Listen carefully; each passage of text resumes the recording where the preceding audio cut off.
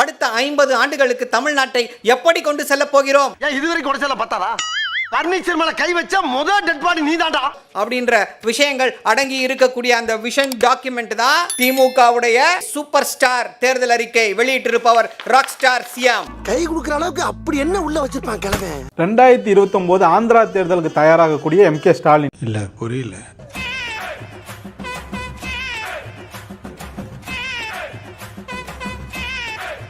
எல்லாமே பிற மொழியா இருக்கு. அதெல்லாம் தாண்டி அந்த பொண்ணு லேப்டாப்ல ஒரு போட்டோ இருந்தது.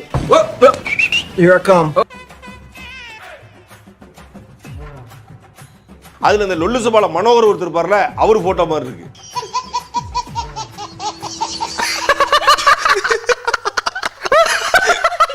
₹8000 கூப்பன். எப்படிங்க நீங்க ஃப்ரிட்ஜை பார்த்த உடனே நீங்க ₹8000 கூப்பன் கொடுத்துட்டீங்க? இல்ல அந்த ₹8000 கூப்பனை எந்த ஊர்ல கேட்டாங்கன்னு சொல்லிட்டீங்கன்னா ப்ரோ, அது எல்லா இடத்துலயும் தமிழ்நாடு ஒட்டுமொத்த தமிழ்நாட்டுல இருந்து கேட்டாங்கக்கூடிய குரல். ஏன் இப்படி மூட்டை மூட்டை அவுத்து போட்ற? நீ நான் பீலா மன்னனா? சரவணன் என்ன சொன்னார், அவர் வர்றதுக்காக நான் வெயிட் பண்ணிட்டு இருந்தேன். வாரியாத்தா ஊர் போய் சேர்ற வரைக்கும் மட்டும் வாயை கொடுக்காம போய் சேரணும். அப்படி மட்டும் நல்லபடியா சேர்த்து விட்டு அடுத்த மாசம் மொட்டை அடிக்கிறேன் நான். சூப்பர் ஸ்டார் ஆஃப் அறிக்கைகள். அறிக்கை கொடுப்பாங்க, ஆனா அதை நிறைவேற்ற மாட்டாங்க. உனக்கெல்லாம் மானம் சூடு சொரணை ஈனம் எதுவுமே கிடையாதா? சோறு தானே திங்கிற. 7% இடஒதுக்கீடு எடப்பாடியை கொடுத்தார். அதை 10% இடஒதுக்கீடா மாத்துவோன்னு ஒரு வாக்குறுதி கொடுத்தாங்க. அப்புறம் தான் எனக்கு தெரிஞ்சதுங்க அவங்க என்ன ஏமாத்தி இருக்காங்கன்னு. அதை பண்றதுக்கு ஏன் 5 வருஷமா மனசு வரல? அது காரணம் என்ன? காரணம் நான் சொல்லவா? காரணம் சொல்லிட்டுமா? அந்த 2.5% இடஒதுக்கீடுல வருஷத்துக்கு ஒரு 136 அரசு பள்ளி மாணவர்கள் கவர்மெண்ட் காலேஜுக்குள்ள போறதுக்கான வாய்ப்பு அதிகம். அப்ப அந்த 136 பேரும் அரசு பள்ளியில இருந்து வர்றதை தடுக்கிறதுக்காக தான் அந்த 2.5% இடஒதுக்கீடை ஏத்தலன்னு அவர் குற்றச்சாட்டு வைக்கிறேன். ஆஹா, கூட்டத்தை பூரா திருப்பி விட்டானே.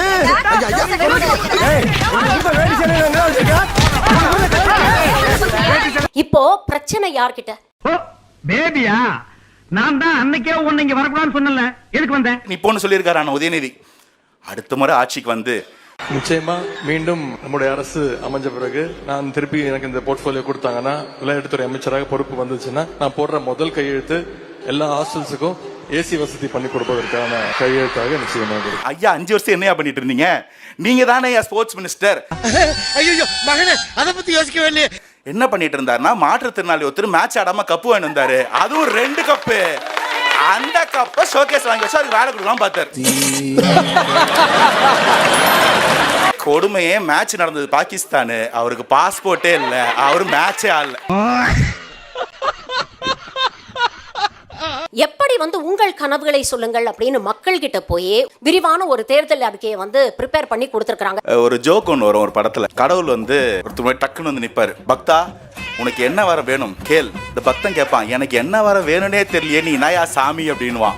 அந்த இடத்துல அந்த கடவுளே ஓரமா போயிடுவார். அது போல 5 வருஷம் ஆண்டுட்டு இப்பதான் நம்ம முதல்வர் கேட்கிறாரு, பக்தா உனக்கு என்ன வரம் வேண்டும், உன் கனவு என்ன அப்படின்னு.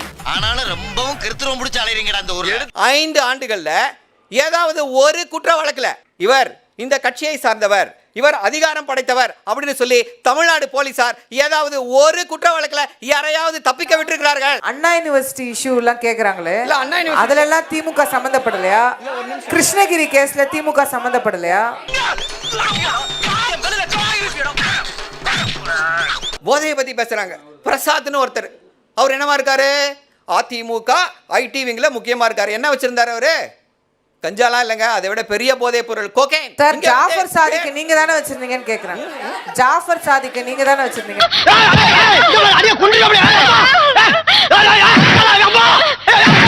எல்லா இதுலயும் ஒண்ணுதானே. அப்ப திமுகவை பத்தி மட்டும் ஏன் பேசுறீங்கன்னு தான் கேக்குறோம். எல்லா இதுலயும் அப்படிதானே இருக்கு. உங்க கட்சியில இருக்காங்கல்ல, அக்யூஸ்டுகள் இருக்காங்கல்ல, அக்யூஸ்டுங்க எல்லாரையும் சேர்த்து வச்சு பதவி கொடுத்துட்டு இருக்கீங்கல்ல.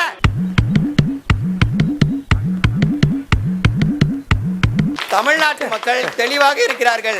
தமிழ்நாடு வர்சஸ் டெல்லி, தமிழ்நாடு வர்சஸ் பாஜக, எம்.கே. Stalin versus others. இது பிறந்ததுல இருந்தே இப்படித்தானா? மூளை வளர்ச்சி குறைவா?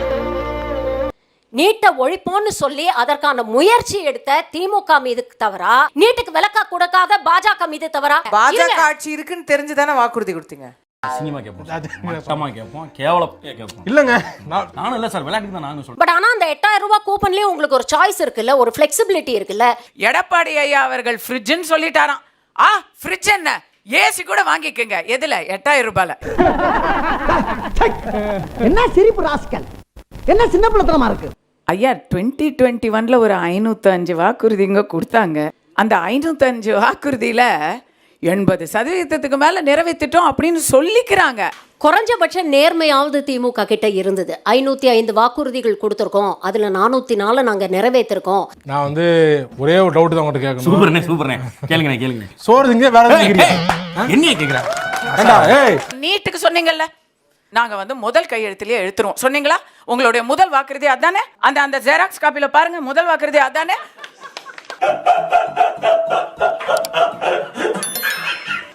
அடுத்த வருஷத்துக்கு இந்த அடுத்த டேமுக்கும் அதே தான் முதல் வாக்குறுதி. நீட்டு ரகசியத்தை நாங்க ரகசியமாவே வச்சுப்போம் அப்படின்னு உதயநிதி இன்னும் ஒரு 10 இடத்துல போய் அந்த ரகசியம் தெரியும் சொல்வார். யாரும் அடிச்சா கூட அந்த ரகசியத்தை சொல்ல மாட்டார். ஒண்ணுமே சொல்லிடாதீங்க. எது அடிச்சு கூட கேட்பாங்க, அப்பையும் ஒண்ணும் சொல்லிடாதீங்க.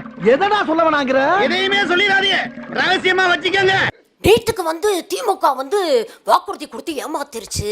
நீங்க யோசிச்சு பாருங்க, இப்போ பிரச்சனை யார்கிட்ட? பிரச்சனையே நீதானடா. கம்ப்யூட்டர்ல ஏதாவது ஒரு வெப்சைட் நீங்க தேடி அது கிடைக்காது, கடைசி வரைக்கும் கிடைக்காது. அதுக்கு என்ன சொல்லுவாங்க? not found.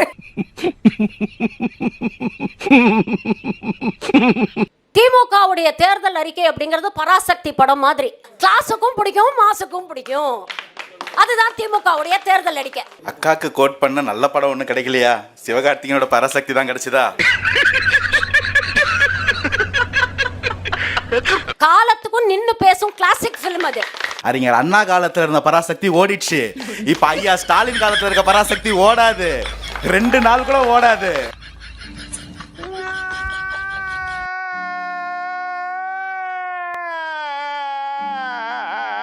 எப்பயுமே நீங்க யாராவது ஒரு கட்சிக்காரங்க போயிட்டு நீங்க ஊழல் பண்ணிட்டீங்க அப்படின்னு சொன்னீங்கன்னா என்ன சொல்லுவானா? இல்ல வாய்ப்பே இல்லை அப்படின்னு சொல்லுவான். திமுகவின் உடன்பிறப்புகளை மட்டும் போயிட்டு நீங்க ஊழல் பண்ணிட்டீங்கன்னு சொன்னா ப்ரூவ் பண்ணு பாப்போம், நீ ப்ரூவ் பண்ணு பாப்போம். இதான்டா திமுக, இதான் திமுக. மறந்துடாத, திராவிட மாடல்னா என்னன்னு கேட்கறவங்களுக்கு இதுதான் பதில். நீ எப்பயாவது ப்ரூவ் பண்ணிருக்கியான்னு கேட்பாங்க. அதுதான் விஞ்ஞான ஊழல். 27,000 சர்க்கரை மூட்டைகள் இருந்த சர்க்கரை எறும்பு தின்று விட்டது. 27,000 சர்க்கரை மூட்டைகளை கரையான் அரித்து விட்டது. 3 கோடி ரூபாயை கூவத்துல போட்டா முதலை தின்னு விட்டது. கர்ம என்ன இப்படி நாறுது? உங்க வீட்டு பிள்ளையா நினைச்சு எல்லாரும் என்னை மன்னிச்சிருங்க.